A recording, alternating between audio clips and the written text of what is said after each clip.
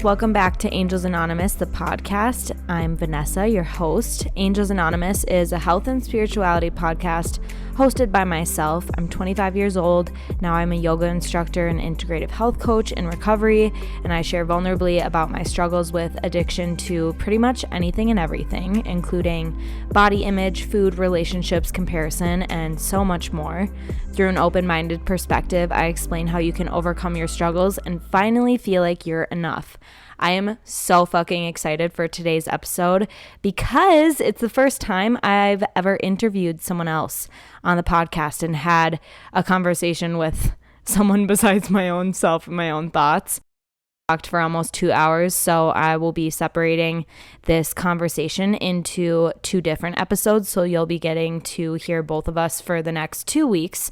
But I want to introduce Chelsey a little bit before we dive into our conversation because we just hit it off right away. Chelsey Larson is one of my very best friends. I met her through a sober group that we're a part of, which we talk about in the episode. She is a transplant nurse. She talks about too in the episode how she donated a kidney, and like that's a huge part of her story, and now she's a transplant nurse, so that's really cool. She is a writer. And the reason why I wanted to interview her is because she just launched her book, and it's on Amazon, and it's in a local bookstore called Maggers and Quinn in Uptown. I think you can buy it on their website too. So yeah, she just wrote a book, and it's literally, in her words, in her caption, she said she sliced herself open and put her insides on display for the world to see. She laid it all out there in this book. It's one of the most powerful things I've ever read. She explains the layout of the book, how one chapter is, or every other chapter is a memoir, or like her story, and she dives deep into so much of the trauma that she's experienced, things that she's really shameful of that she's done, or experiences that she's had, heartbreak. She's talked about guys. Her vulnerability and her guts are out there for the world to read now. And she let her mom read the book. She let her family members read the book, and she talks about what that was like and her the response that she got from those people. It's really fucking powerful. And she said in her caption too on her Instagram, before I released my book, I feared some people would never speak to me again. I feared that I wouldn't fit the image of me. The feedback I've gotten thus far has floored me. To be vulnerable and show your authentic self, the messy, imperfect person you haven't always shown, and feel accepted and validated and loved through that is the greatest gift I've ever received. You have related to me, you have seen me, and you have connected with me. In the words of Ram Dass, we are all just walking each other home. And that was a caption from a post that she made about her book. And she's just the most wise soul. She's so educated. Nervous system health. She's sober and she's trauma informed. So that's enough of me introducing her. Let's welcome her into the podcast. Just kidding. I almost forgot to ground us and give you an angel number before we get into it. So ground yourself. If you're sitting somewhere or doing something, sit or stand nice and tall. Lengthen your spine. Tuck your chin to lengthen the back of your neck. Let's take 3 deep breaths together. Inhale through your nose. Let your belly fill up. Puff it out. Open mouth, exhale. Let some shit go. 2 more. Breathe in. Open mouth, exhale. 1 more. Deep breath in. Fill up from top to bottom, from your root all the way into the crown of your head. Open mouth, exhale, release. Beautiful. Okay, the angel number, quickly, before we dive into the episode, is number 989. Angel number 989 is something that I've been seeing constantly constantly. Oh God, good thing I'm not talking anymore very soon. It just means that the angels are pleased with you, that you have achieved balance in your life. Your guardian angels are encouraging you to continue being a positive example to the people around you. However, this is also a sign that some changes are needed. There are some old beliefs in your life that need to be left in the past. It's a message of encouragement. Your guardian angels are supporting you to be a light that will illuminate the path for people around you. Spiritual realms are giving you support and energy to be the best possible example for everyone. Realize your destiny as a leader and a figure of authority. However, this angel number also tells you it's time for you to leave some patterns and negative thoughts behind you. Be mindful of your behavior, and you will notice the beliefs and thoughts that hinder you. Some parts of your life will come to an end soon. Something in your life is no longer a positive influence, and it will be concluded. Welcoming the incoming changes with an open mind is very important. Every closure will open the new door. New opportunities will come, and they will be much better for you and will be in compliance with your wishes. I love that, and I need that. And also, happy 8/8 portal. I hope you all are writing down your manifestations in the energy of like, I'm so grateful for this thing that's already happened to me, instead of like, I want this, or I can't wait to have this thing. Write it down as if you already have it. Welcome in that energy. I know there's a lot of like hype around the 8/8 portal, and I even posted or shared one of my friends' little carousels about how much hype there is around certain astrological times, and it can be really overwhelming. And you are a portal, even though there are like heightened times of manifestation in the universe in the calendar year. 8/8 is one of them. It's basically because the star Sirius is aligned with Orion's belt is aligned with the pyramids of Giza, and that's what the pyramids were built for, as like an energetic portal. And like this day is huge for manifestation and just connecting to the 5D and realms beyond. So yeah, get into your zone in the next couple days. If you listen to this podcast, take some time to meditate, journal, process, do you. But if you're feeling overwhelmed emotionally and you're like, I can't fucking do that right now, you're a portal and you can manifest anything you want anytime. And the energy is always potent, especially in the time that we're living in. Okay, that's enough. Now let's dive in. Okay. I want to welcome in my friend Chelsey Larson. This is my first live guest on the podcast, and we haven't even caught up. Like, we literally just hopped on to this Zoom call, and we're just gonna go right at it because we have a lot to catch up on. And she started talking and I'm like, wait, we just need to get this on the pod. So Chelsey, how the fuck are you? That's a good question. Normally, actually, I have a chapter about this in my book, about how much I hate that question, because we always just go, yeah, I'm good. How are you? Or fine, thanks. And it's like, no one's good. In today's world, no one's good. But actually today I am good. But I hate that question because our mutual friend Alex always texts me that, and I literally just never respond to her because I'm like, what answer do you want? Do you want my answer from 5 seconds ago where I was good, or from a day ago when I was really sad? Like, it just fluctuates so much and no one answers that question honestly. But I'm actually pretty good today. I just moved into a new place, not by choice, but my landlord was selling the house. So a little bit annoying, but I feel like this move went better than prior moves. I wasn't as irritable or reactive as I've been in the past. Whenever anyone moves, like, everyone's always just kind of snappy. So I feel like my work and therapy has helped. Yes. Yeah. Well, it looks beautiful wherever you are. I love it. Yeah, he remodeled it, so it's sick. That's so awesome. If you could come up with another question to spark conversation instead of how are you, have you thought of what else you could ask? Yeah, I put something in the book and now I can't remember. I literally don't remember what I wrote, but something like, how are you right now? Or like, or when you're like in person and you can actually go into the nuance of that question and be like, oh, like I'm good right now, but yesterday was a fucking shit show, instead of like over text, where it's like, I can't explain this to you and I don't have the energy to type this out to you. Although I threw this at you like a few months ago, I think, but Alex started asking me like, how are you, in 5 emojis or in a few emojis or whatever.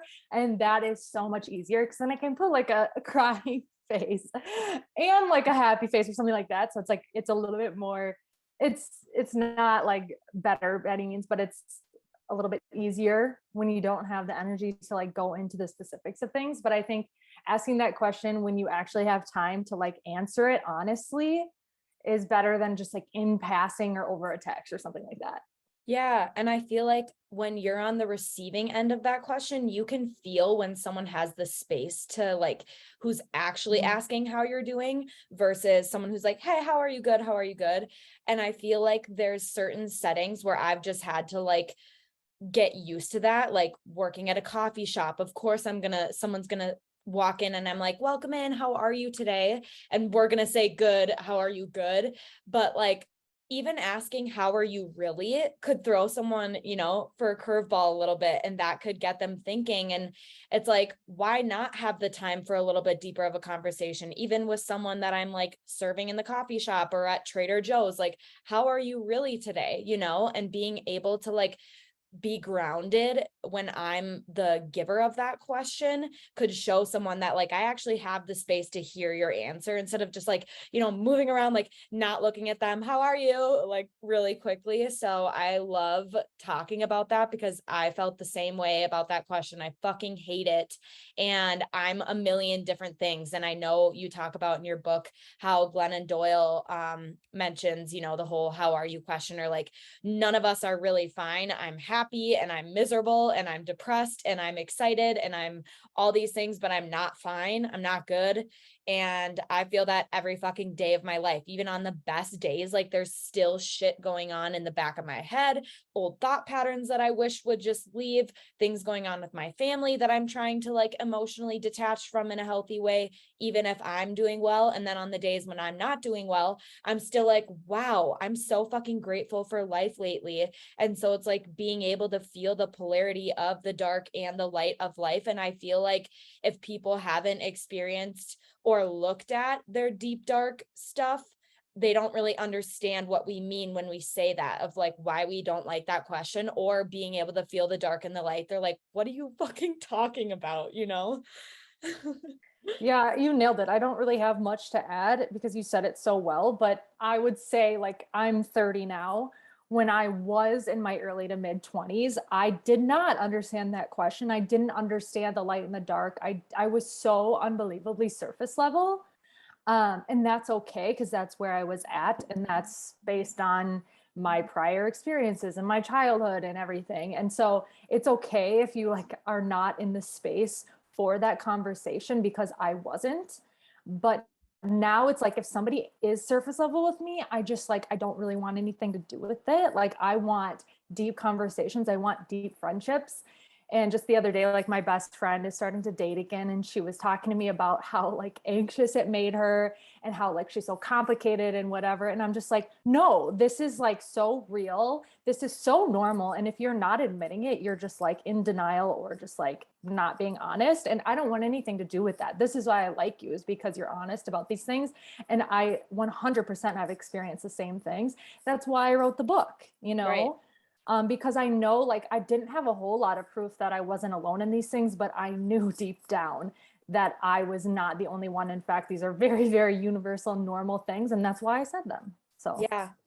That, speaking of the fucking book, that's why we're here today. And I'm sure I will mention it in the intro of like why we're talking and all that kind of stuff. Also, it looked like you were just drinking a White Claw.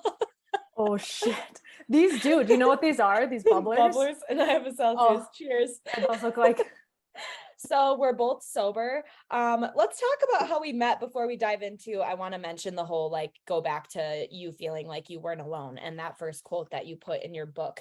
But first I want to talk about how we met, and then we'll get into like why you wrote the book. So we met through a mutual friend. Her name is Alex Zahner. She also has a podcast called Creating Ripples Podcast. And she found me or invited me to this sober group that she had of women. I think there's like 14 or 13 of us right now.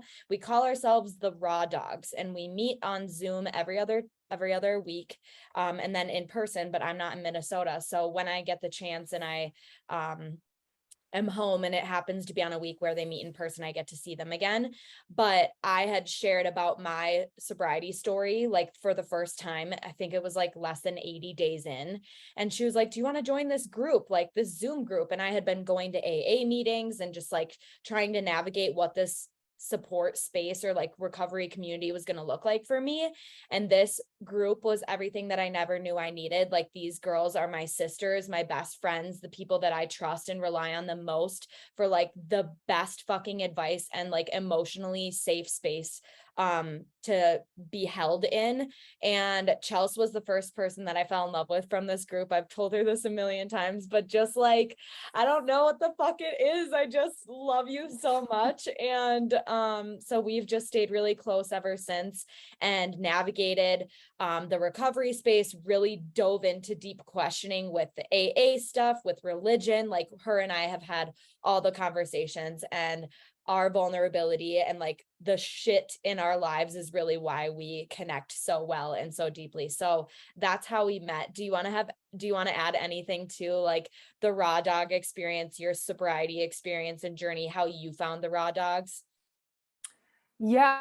So I dated someone that was sober, and it was such a relief to not have to drink around someone, because the thought of dating sober was so terrifying to me that I thought, like, I have to keep drinking. There's no option. Although I wanted a more sober life for years. And I think my drinking was definitely not normal, but in our culture, in our society, it was normal. I did the whole college binge drinking thing, which was the norm. Blacking out was normal. It never felt good, but that's normal. Anxiety, Sunday scaries, like that's all normalized in our society. And so I just thought, like, and I asked the question, like, I contemplated, am I an alcoholic? Like, I know I should not be blacking out this much. And I asked my mom that question, and she like laughed. I was like, no, because I think she was afraid of her daughter being labeled as an alcoholic, that she shut that down. And so I just kept on drinking, because I didn't think I did anything quote unquote bad enough to end up in an AA room. Although I certainly like went home with strangers quite a bit. I did a lot of sketchy things. I just never like got hurt, essentially. I always made it home. So yeah, I dated someone that was sober, and it was really nice. He broke up with me, and I was drinking to get through that heartbreak. And I realized, well, this is kind of bad. Like, you can't morally drink through a breakup when the other person is sober. It's kind of like a wake-up call. And then there were two instances where I like kind of blacked out in front of family members, and nothing bad happened. Whereas like I basically just like didn't remember the end of the night. No one knew that it happened. Like, it was basically just me and my shame that I was dealing with inside. And I was in therapy, and I'm so grateful that I had a therapist that said, okay, like, let's take a look at this. He didn't say you need to quit drinking, which is probably what he thought. Yeah. Because I certainly needed to, but he never forced that upon me. It was my decision. And so at first we just said, yeah, let's look at this, like, what's going on. And I started to notice that it happened a lot around my family, or people that I didn't like, maybe friends that I didn't feel super, super comfortable with, where I would like have that glass or two of wine, and it would start to feel really good. And my anxiety just kind of went down a little bit. But what we know about alcohol, and there's plenty of research on this, is once it kind of goes down, then it goes higher.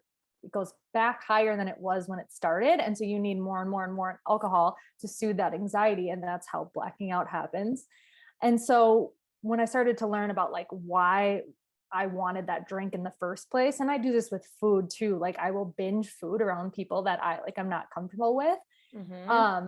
And so once I started to take a look at that, and then Alex, who I didn't know at the time, was a stranger on the internet. I don't know why I followed her, to be honest, but she posted that she was doing a book club with a book called Quit Like a Woman, which we both know changed both of our lives, I believe. But it just so happened that coincided with dry January. And I thought, yeah, I can do this for 31 days where no one can give you shit. Like if you go to happy hour, say, yeah, I'm not drinking for January, no one really cares. But if you go in February and say, hey, I'm not having a drink tonight, like people lose their shit, because then it's like they have to look at like, well, why do I need a drink right now? And it's not comfortable. And so basically I did dry January, and I read that book, completely changed my life, completely changed how I viewed alcohol, how I viewed my experiences, and then just kept going with, I had no intention of like staying sober long term. And then about 4 months, it was like, wow, why would I ever drink again? And it's been about 1.5 years. And yeah. And then I joined Alex's group 4 months in probably. And then she was having a baby and was like, will you reach out to this Vanessa girl? I'm like, yeah, sure. And then I crept on you and I fell in love with you, but I was trying to play it cool. I was trying to be the cool girl of like, hey, like, do you want to trying to be cool girls even in friendships? Totally. I totally do that, trying to play it off cool. Like, I don't think you're like fucking awesome, but now we can say it. But yeah, so I forgot what else. Oh, and yeah, we've connected on religion. We're both recovering Catholics, I would say. Well, at least for me, I shouldn't speak for you. You know I am. Yeah, and we can get into that too, because that's an interesting conversation. It's been really fun to watch you evolve in that situation too, because I have my experiences with church, but you have yours. Yeah. So yeah, let's dive into that later. So I want to start from the beginning of your book. First of all, how did you come up with the title My Savage Truth, and like what is your intention behind writing this book? Yeah, so I didn't intend to write a book. I had wanted to write down experiences that I had with my last relationship because they were so intense. And I knew I wanted to write about that, but I had no intention of writing a book. And then I had that in my mind, and I went to my friend's wedding, who I was 6 months sober at the time. Her dad had been sober for like 30 years. And so I was really excited to tell him about my sobriety and talked about that. And he said, yeah, I actually wrote a book. And I said, I've wanted to do that, and I'd love to read yours. So he sent me it and I read it. And as I was reading it, it was just like, I need to start writing this shit down, and just started writing a book, like accidentally just started writing these chapters and what I wanted to say. And I was journaling a ton. And so I went through my journals and kind of like, oh, this would be a cool chapter to talk about this. And actually, like, my first draft was pretty surface level. Like, I talked a lot about the nervous system, which if you read my book, every other chapter is memoir type chapter. And then every other chapter in between is more of like the science behind our bodies and our nervous systems. And like, my friend actually gave me this word, but he said it's like an autopsy for your life of like why things happened. And I loved that, the autopsy. And so I basically had the autopsy in there, and then I printed the first draft, and I just had this realization of like, I need to get fucking vulnerable. I need to write my life story and not hold anything back, because what's the point? And I can't like write about vulnerability and not be vulnerable myself. And so then I just went through and wrote like what ages I was when some of the biggest moments of my life happened, and just started writing them down. And then I wrote it and had no idea what I would do with it. The thought of releasing a book with that stuff in there was so terrifying. Like, I was like, imagine. I was like, no one can read this. Yeah. Like, and now it's out there. But right when I started writing it, I was listening to a podcast with two authors, Laura McCowan and Cheryl Strayed, who wrote Wild. Cheryl was talking about her writing and how people will always write to her and say, like, what you said was so influential. Like, I've like changed my life. And she said, nothing I'm saying is anything new. I'm not making this stuff up. It's not anything you didn't know before. I'm just stating the savage truth, whether you're too afraid to admit it or you didn't have the words for it. And I think the title of the podcast was The Savage Truth. And I just like loved that. And that was the prologue of my book. And then I was trying to find a title, and I didn't want to call it The Savage Truth because it's not the truth. It's my truth.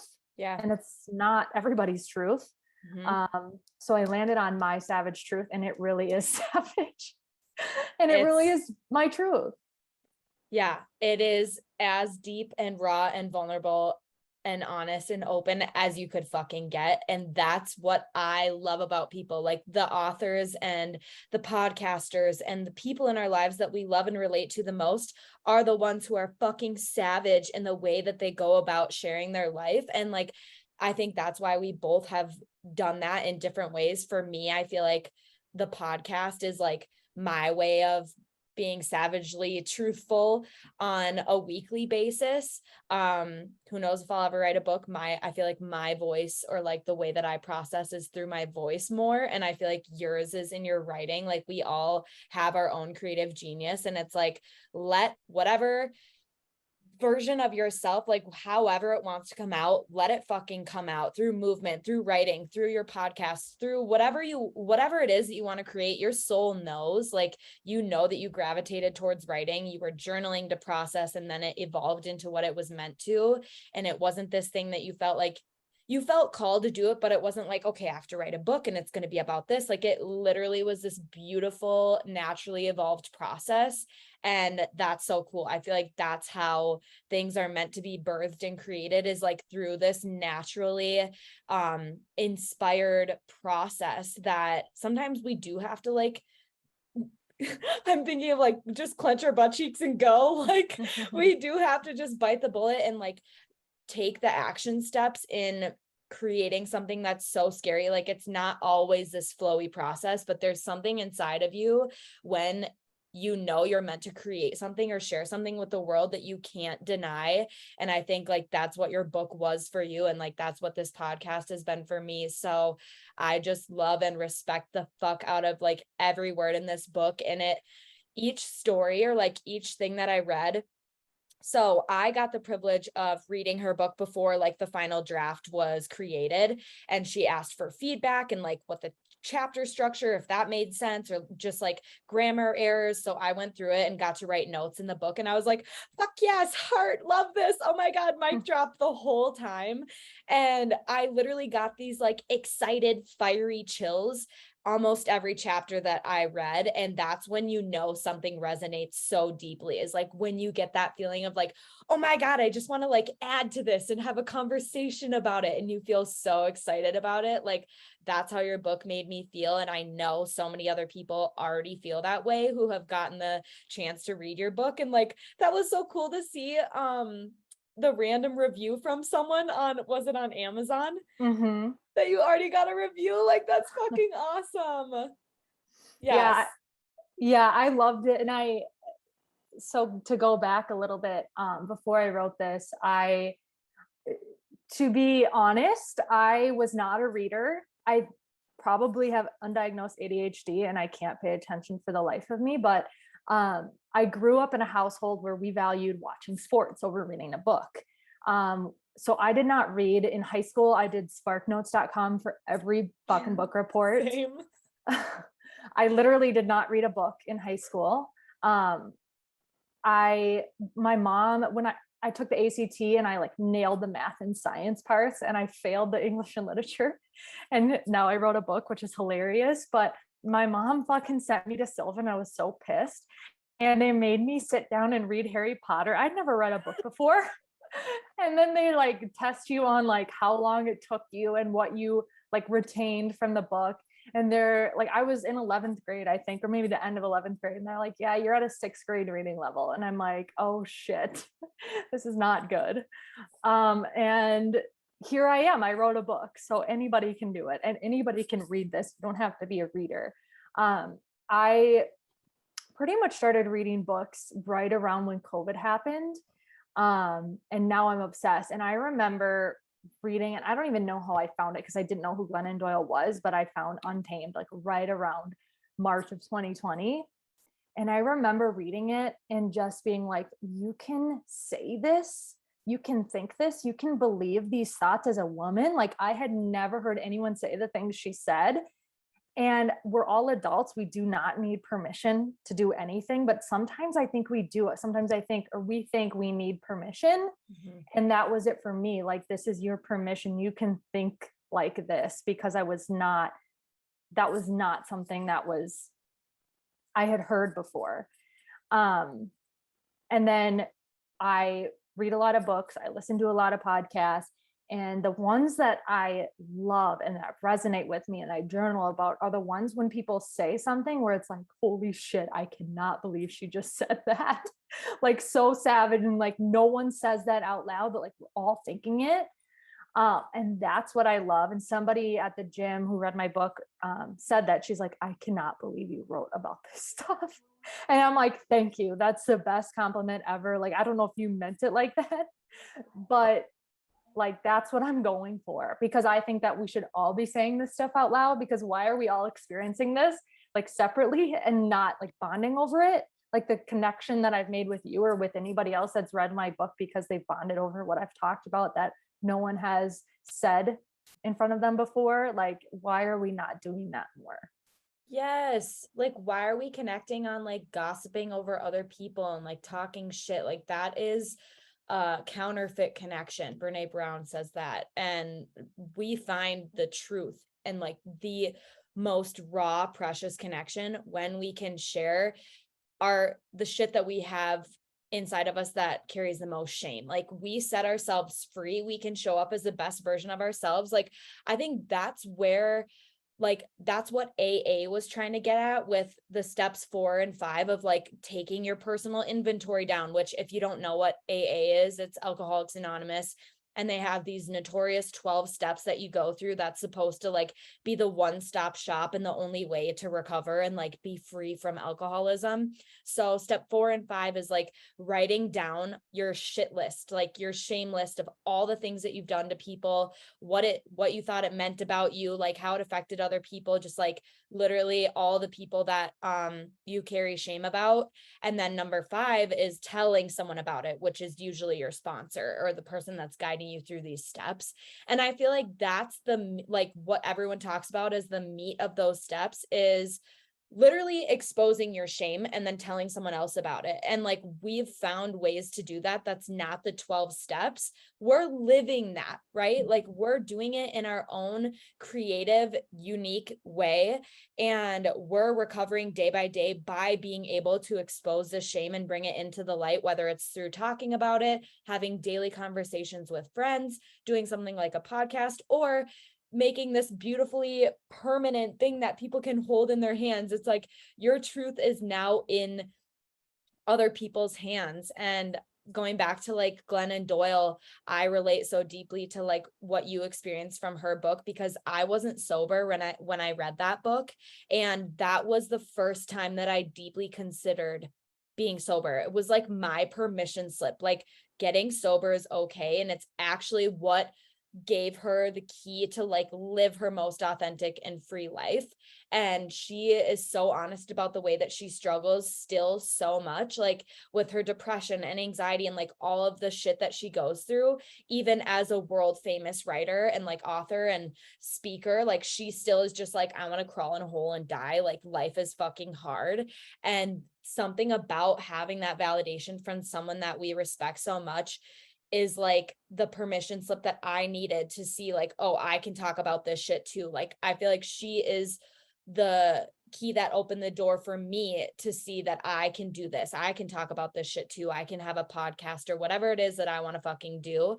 Your book did the same thing for me. Like, when I talked about my sexual shame, which I still cringe when I like verbalize it. It's so hard. Like, that first sexual experience that you have with someone, mine was like doing shit with my cousin and my sister at my grandma's house when I was like 5.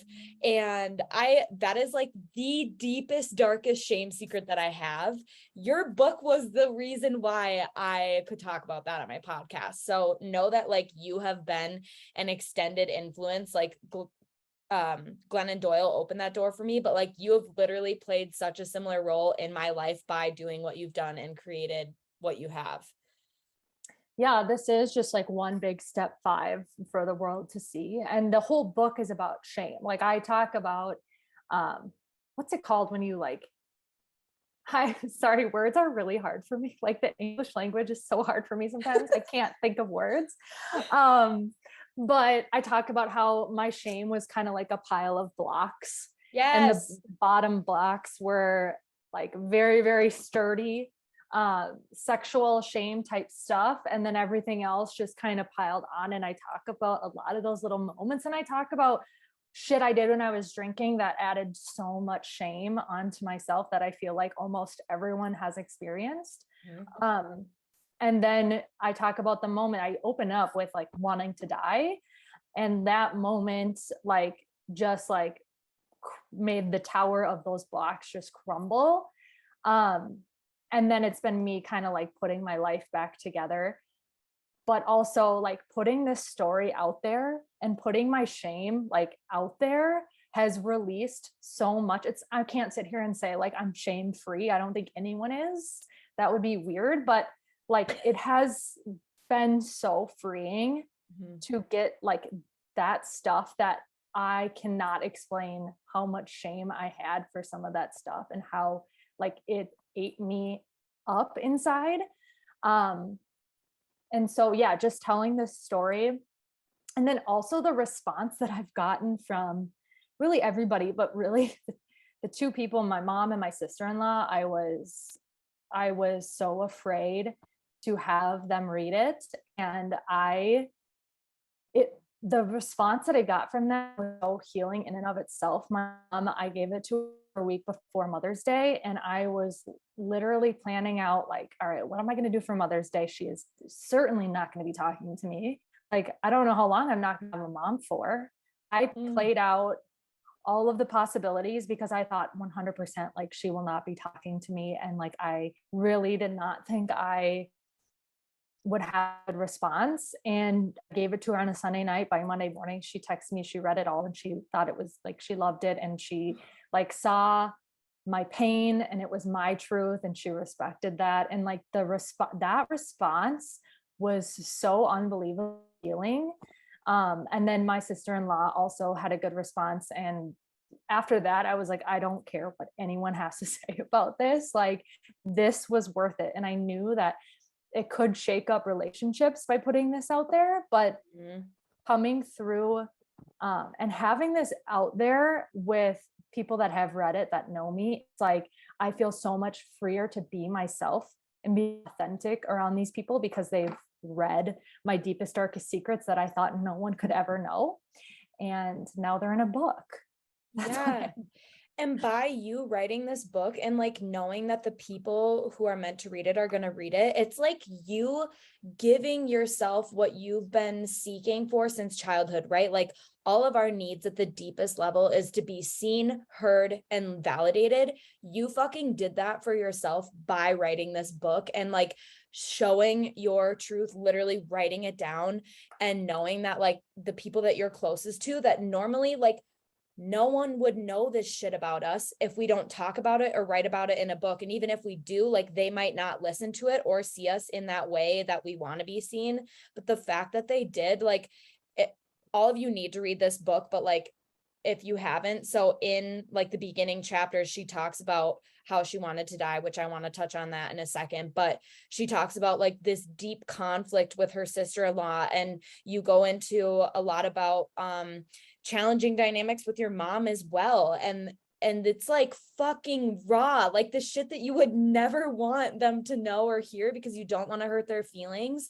But ultimately you exposing that truth into light and like letting them see it and read it has probably helped you get closer. And like, now I'm sure you feel, maybe not, but like you feel more seen by them and just like understood. And it's like, I don't have to carry this shame. Like, you can live a more free, open-hearted life because of what you've done for yourself. Like, no one gave you that. You literally took life by the fucking horns and was like, I'm doing this for myself. I'm reclaiming my power.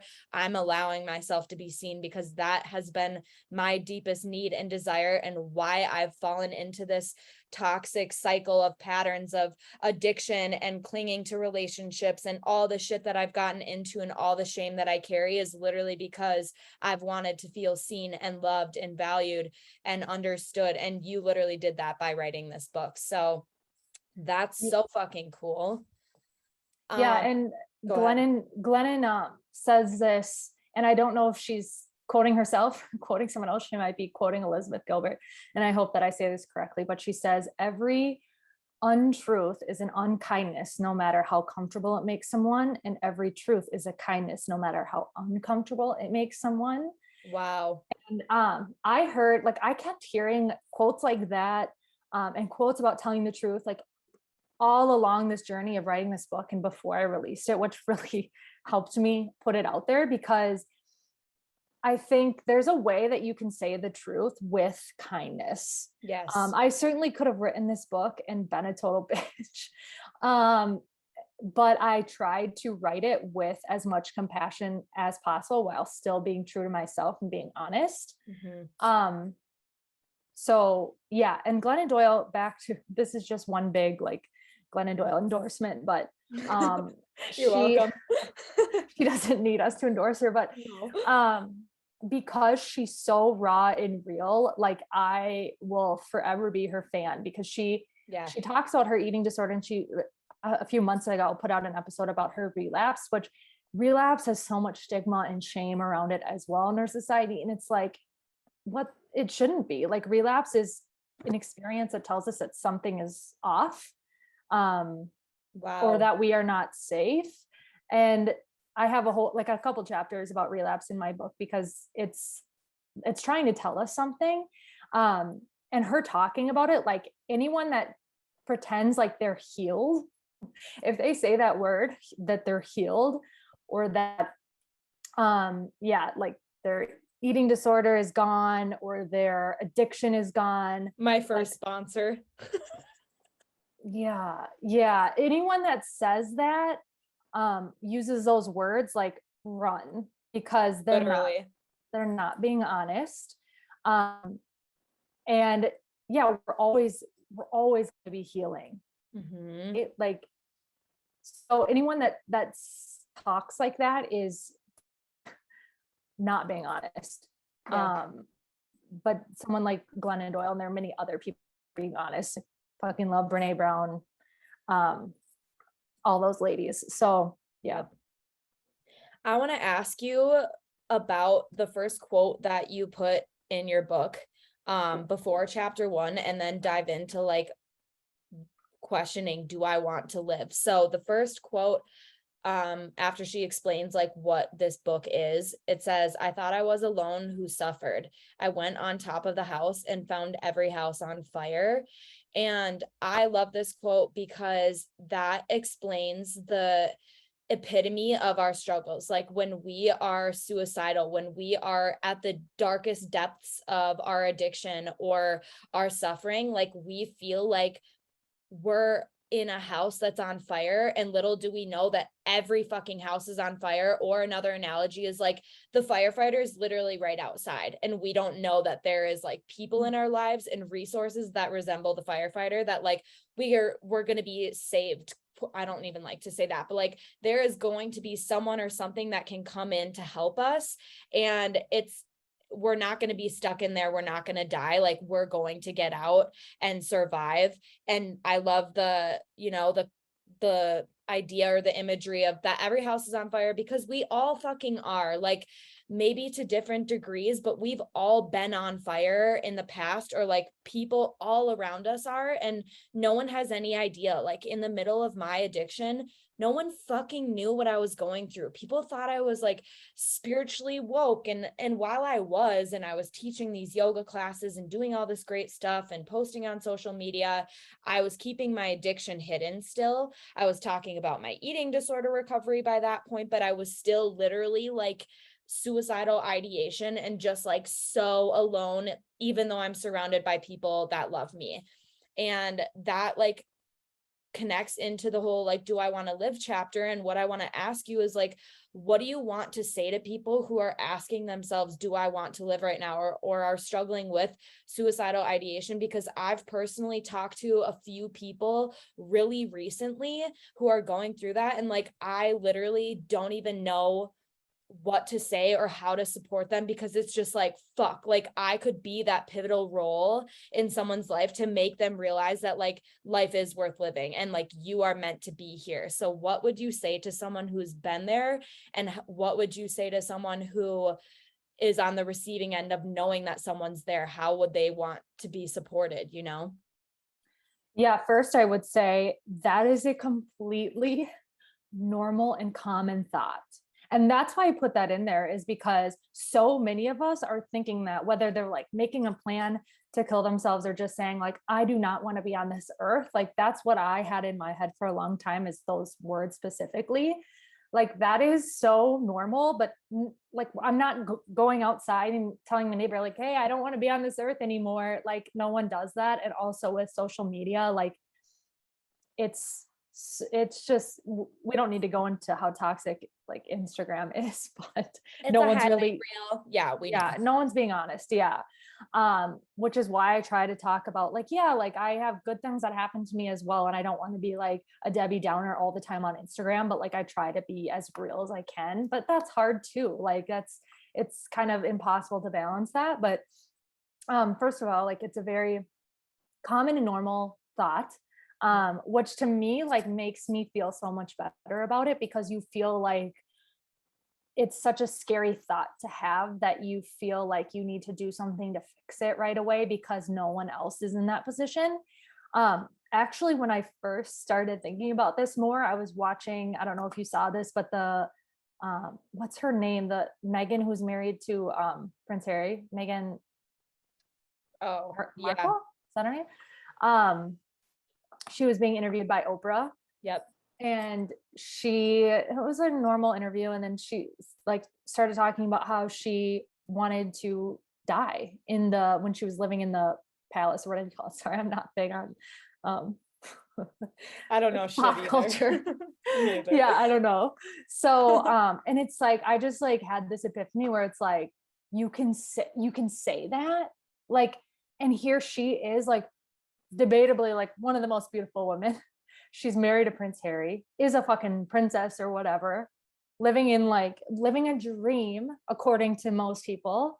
I would not want that life, but like she is admitting she doesn't want to be here, and like she has quote unquote everything. Like for so long I felt so much guilt and shame about how I've been handed everything as a child and as a person, and my parents have always like taken care of me financially and materialistically, not always emotionally, but that's another topic. But I've always felt so much guilt for like I've been handed everything, and I have like a ton of privilege, I recognize that, but that doesn't mean that like I can't suffer or struggle or admit that I don't want to be here.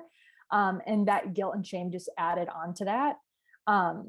It's also kind of like a relapse or the addiction too. Like when I have those thoughts, I don't have them like as much anymore with the therapy that I've done, but like they still come up where it's like, oh God, I do not like want to be here. And I just know that is just like kind of an alarm bell for me to say like, what's going on? Like where do I not feel safe right now? What do I need to talk about with a friend, a therapist? What do I need to journal about? Like what's going on here? It's just kind of like, yeah, just an alarm that tells me something is off. I also talk about internal family systems in the book, which is a type of therapy that I accidentally started doing because I started with my therapist And I was kind of telling her, like, these are my issues that I want to work on. One of them being I really like attention, and I don't want attention, but I feel like I need it sometimes. Like, if there is a karaoke bar, I will be on stage like multiple times. And like, I love the attention that I get from that. And it's like, why do I need that so badly? And like, how do I stop doing that? And then she started doing it's called parts work, where she said, like, can I speak to that part of you that seeks attention? And I was kind of like, what the fuck? Like, this is weird, but like, whatever, like, sure. And then like through that, we just discovered like this part of me, this attention seeking part of me, like when I was a little kid, like I realized that if I was like entertaining to my family or whatever, I would receive love and I would feel loved. And that part of me like was really well intentioned. And after like realizing that, it's like, wow, like that was actually a really good part that was like doing its part to like make me feel loved, which is what we all want, right? And so parts work is really just like looking at all these parts, and he has these different words, like he calls the firefighters as like the suicidal part of us or the addiction part. They are parts of us that are trying to put out a fire, because we all have what he calls exiles, are the things that we hate about ourselves, essentially, that we think are really, really bad. An example for me was I was sexually abused when I was roughly 4 years old. And then I did sexual things with my friends. And I thought that I was the worst person in the entire world. And that part of me was what I would call an exile. It's like, we want to exile that part, just like want it to be gone. Newsflash, it's not going anywhere. It's in us and it always will be. But then we have these firefighters that come along and try to like put the fire out. So like the addiction part of me, so I drank alcohol to try to like put that fire out and try to like drown that exile, and try to forget about it. And obviously didn't work, but it was trying to serve a purpose. So that was another part of me that was trying to do something. The suicidal part of me is trying to like ease my pain. And it's doing like, sometimes like works pretty well. Like, obviously that's not the end result. But yeah, it like works. And then we have what he calls managers, or like, for me, that was like the perfectionism that I was putting out there, where like, I've had this perfect childhood, I have this perfect life, which is what we see on Instagram, right? Like we all kind of have that. It was the people pleasing part of me, like that kind of thing. They all play a role and they all kind of like work with each other. But yeah, he talks about these parts and how he has a book called No Bad Parts, but we label these parts as good or bad. And we try to exile some of them, but it's like learning to try to love them, which is really fucking hard. When we've hated them for so long. But every part has a role to play. And like my sexual stuff, like as shameful as I felt about that, like my body kept me safe in that moment. And like, what a beautiful thing. And yeah, we all have these parts. It just looks different for everybody, but yeah. I feel like in order to support someone who's in that space of like suffering from the inner exiles and like having the firefighters come in and try to save them, there's really nothing that we can do. I know that I struggle with like a savior complex, and I want to go in and like fix people and save them from all the things that they're going through, which is really like a part of me that's trying to protect myself from my own mess and the parts of myself that really need loving and saving from myself. And so like trying to save someone is really a distraction for me, and in a way to avoid looking at myself. So when I see someone reaching out for help, like someone DM'd me on Instagram, someone that I'm really close to was messaging me, and like, thank God that they feel safe enough to confide in me, because like that conversation, or just like being that space for someone where they feel secure enough to talk about that kind of stuff, like what a beautiful thing that is. And that just goes to show, like, if you've ever been that person on the receiving end of someone telling you that, like, don't take that lightly, because you could literally be the difference between someone wanting to stay alive another day or feeling like there is a way out by being able to like express that to someone. So if you're on the receiving end of someone talking about suicidal ideation, or they've been there, know that number one, you can't save them. And like, you're doing enough just by like them being able to talk to you about it. And I think the simple question of like the whole, how can I support you? What can I, do to help you? Or if they don't know how to express their needs, just like doing something, sending them a little love package, sending them a voice memo. Like, I know for me, my number one love language to receive is words of affirmation. And so that's what I'm really good at giving. I'm not so much like a gift giver as I am like beautiful, vulnerable, deep, raw words that I can like share with someone to make them feel seen, because that's how I like to be loved. But especially if you don't know that person very well and you don't really know how they want to be loved or feel seen, just do what comes naturally to you and just let them know that you're going to be there. But like, we can't expedite or catalyze someone's process of like getting ready to be supported or helped, or like go search for the right therapy or like recovery or rehab type of system that they need in order to get out of that place. Like, I know for both of us, we needed therapy to get out of the headspace that we were in, that terrible drowning loop of thoughts. Like, therapy, I would not be anywhere without it. And I also have realized that some of the people that I love the most, I can't force them to want to find a therapist and to seek the same help that I've felt driven and motivated to seek. Taking that first step of like calling a company or an organization, or going on Psychology Today and like finding someone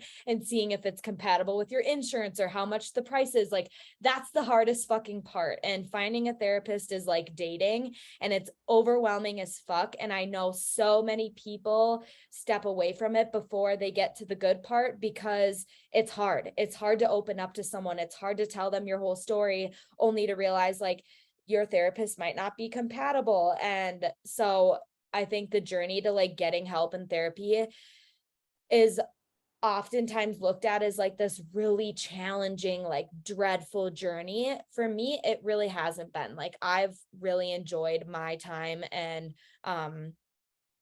like experience with my therapist and all the other healers and coaches that I've had in my life. Not all of them have worked, but they've all served their purpose. But I feel like you and I are both very like self-reflective and self-aware people who are open to talking about ourselves and our story. Sometimes it's harder than others, but I think the moral of the story is like, we can't save people. All we can do is just like be true to who we are, share our truth, and like what our vulnerability has done for other people, and making them feel safe to be vulnerable too. Like, that is that's making a huge impact on the world and on people. And so I just want to acknowledge you for like your vulnerability and truth that you've given, and the wisdom that you've shared even on this podcast, like the explanation of the exile and the fighter fighters, and helping give a really strong visual of like what might be going on in our heads. I feel like helps me feel like I could even peek my head above water and like take another breath, versus just being so confused by what's going on when we're drowning in that swirl of negative emotions. So yeah, that's really like what I wanted to add, and I felt like was really important to talk about, especially because it was in the first chapter of your book, and like something that's been super relevant to me and like my experience with others lately. Yeah. And you asked like in the beginning, like, what would you say to a person that's struggling with it? And there is nothing you can say, right? There's no perfect sentence that you can say to someone, but the value of just listening to them share, and not only that, but reacting like or I should say not reacting. Like, when I've told my deepest, darkest secrets to my therapist, and they just said like, so basically, because they hear that stuff every single day, like that in itself, of that reaction or non-reaction, was so healing to me. And so that's what I like to do now, is like, I remember when you called me and told me about your stuff, and I'm like, okay, like, cool. Like, it's so normal and everyone has experienced something like that. And so, yeah, just like almost being non-reactive. But I will say, before I went to therapy and like told my secrets and had that reaction, like I probably would have reacted really poorly. So I can handle other people's stuff now because I've dealt with my stuff. Yep. And so, yeah, you could tell me, and I know you kind of want to do step 5 with me, I think, at some point, if you still do. I do. And it's like, yeah, tell me like anything, and I'll just be like, okay, like whatever, like doesn't matter what it is. Yep. And there is a lot of power in some of those steps, despite how they are worded, which to me adds some shame, but there is power to that. Yeah. Yeah. And I will say too, like if you're looking for a therapist or someone to support you, a friend, you made a super solid point about when your therapist asked you, like, let's dive into this more versus do this or don't do this. That is like a key quality to look for in someone that's going to hold a safe space for you, is letting you come to your own conclusions. Any good guide or healer or therapist or supporter is going to reflect it back to you and ask you the questions and help get your brain turning. And I know I've struggled with my therapist telling me what to do, and it's fucking irked me to the biggest degree. Like, I'm just like, are you fucking kidding me? Like, no, now I'm actually going to go do the opposite thing and prove you wrong and do it my own way, because my inner child's like, I don't want to be fucking told what to do. So I have had an honest conversation with her about that. And I've said, you know, I've appreciated our time together, gave her a couple positive affirmations. And then I said, I really don't appreciate being told what to do. I am self-reflective enough that I can come to my own conclusions. And I signed up to have a therapist who will have an open space for me to resolve these things on my own. I want to be asked open-ended questions. This is the type of structure that I want. If you tell me to read a book, hold me accountable to reading this chapter. Let's come back the next week and work on it. Like, again, we can't expect people to save us, just like we can't expect we can't expect to save other people. We can't expect people to know what our needs are. Like, therapists are not gods and they're not perfect. So sometimes they need feedback.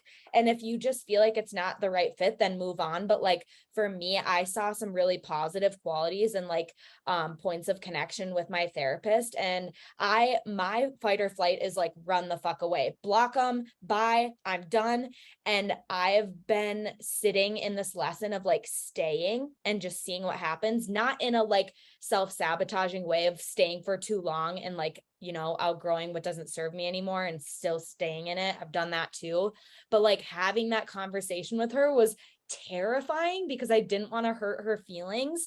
And ever since I had that conversation with her, she doesn't tell me what the fuck to do. And if she catches herself doing it, she'll stop and quickly like pivot and ask me another question. And because I allowed myself to have that honest conversation with her, now she gets to show up as a better therapist for other people too. And she was probably doing that with every fucking client that she had.